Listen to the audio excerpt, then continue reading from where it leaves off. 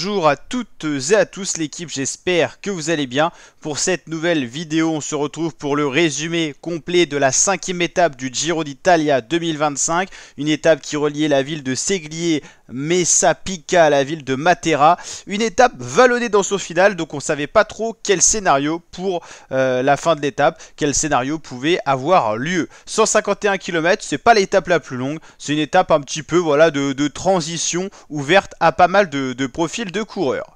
Donc les supporters qui sont bien là sur les bords de route, on voit ça, c'est la ferveur d'un grand tour, le Tour d'Italie.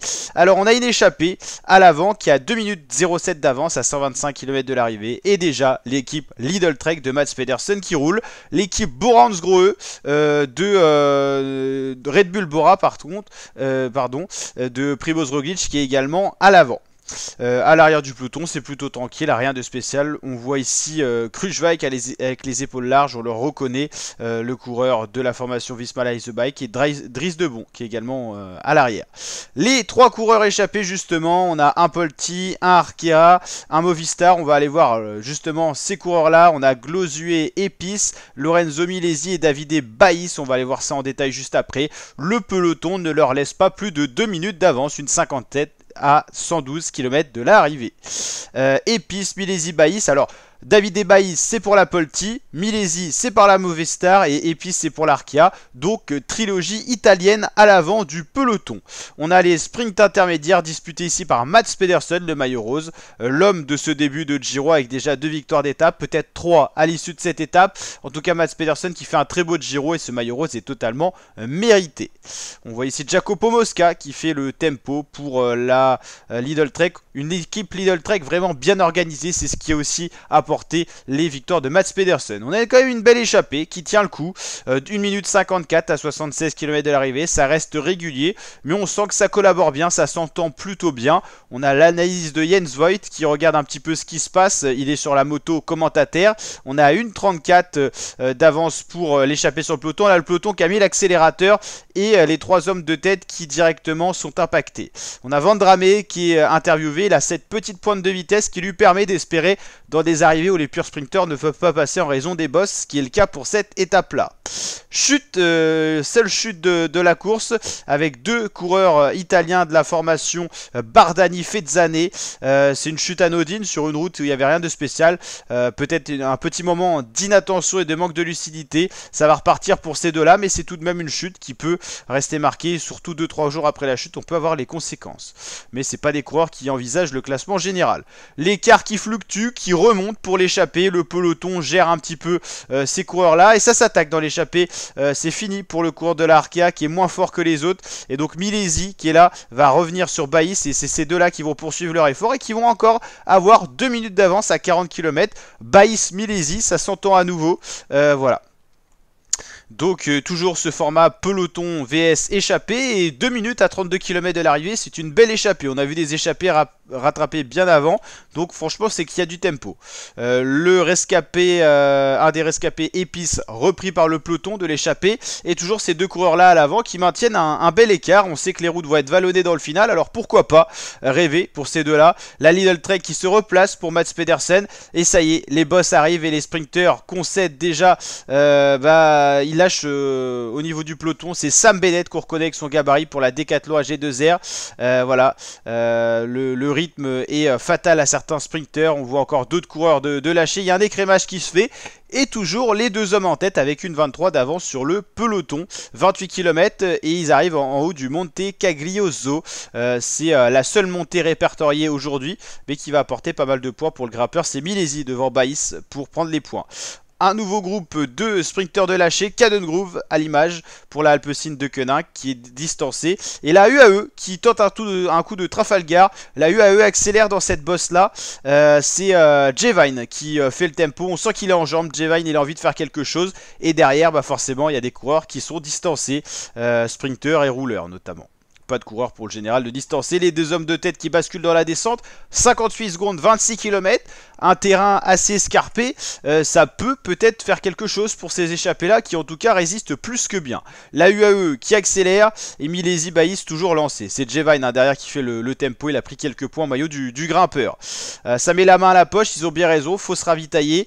Les UAE qui continuent ce coup de force après la montée, donc dans la descente. Est-ce que ça va continuer? En tout cas, on a des groupes de lâchés. Olaf Coin est distancé. Van Hungden est lâché, le vainqueur d'hier. Donc deux groupes de retardés, un groupe étau. Alors le groupe Van Hungden, ça peut revenir. Ils ont qu'une dizaine de secondes de retard sur ce peloton-là. Et puis là, on les voit à l'image. Et puis un groupe Olaf Coin beaucoup plus loin, le maillot Cyclamen. Le groupe Van Hungden qui va réussir à revenir, donc le peloton qui redevient un peu plus dense avec plus de coureurs. L'échappée qui a deux doigts de se faire reprendre à 13 km de l'arrivée, c'est fini pour les deux hommes de tête qui auront fait une belle escapade. Franchement, bravo à eux, ils ont bien tenu le coup. Il leur a manqué 13 km pour cela et c'est la UAE qui roule encore. La UAE qui met un beau tempo, qui va tenter quelque chose peut-être dans ce final. En tout cas, ça roule fort à moins de 10 km de l'arrivée. On voit la ville de l'arrivée finale, belle ville italienne. Ça roule très fort et Jevine qui fait une grosse descente. Il va même être un petit peu en train de créer des cassures avec ses propres équipiers. Il va attendre tout ce monde là. La UAE, très belle équipe bien organisée qui tente quelque chose dans ce final. Alors ça ralentit à nouveau. Maintenant c'est la Q36.5 de Tom Pidcock qui roule. Mats Pedersen bien là qui se replace, tout comme Cadum Groves qui a réussi à rentrer aussi dans le peloton. Donc il y a encore pas mal de sprinters mais encore des boss à venir. C'est fini pour Pello Bilbao, il se relève, il était déjà à 10 minutes au général. Lui qui a l'habitude de jouer les généraux sur les grands tours, bah là, non, il a pas envie. Peut-être c'est l'âge aussi, hein. Bilbao il est plus tout jeune.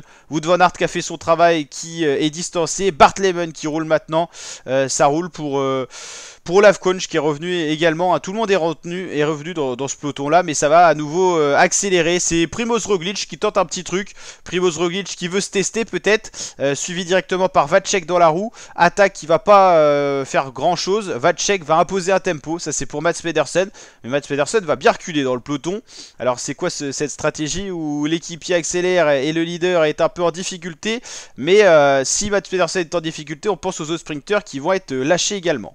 Damiano Caruso va tenter quelque chose, le vétéran italien va attaquer, mais bien contenu par Vacek qui va être repris rapidement. Moins d'1 kilomètre de l'arrivée. Quel final? C'est toujours Vacek, l'équipier de Mats Pedersen, qui roule.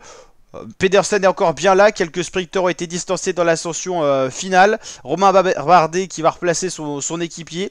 Donc là, Max Poole qui va être replacé par Romain Bardet, hein. Romain Bardet qui fait un très beau train à l'arrivée. On sait que Romain Bardet il n'a pas peur de frotter.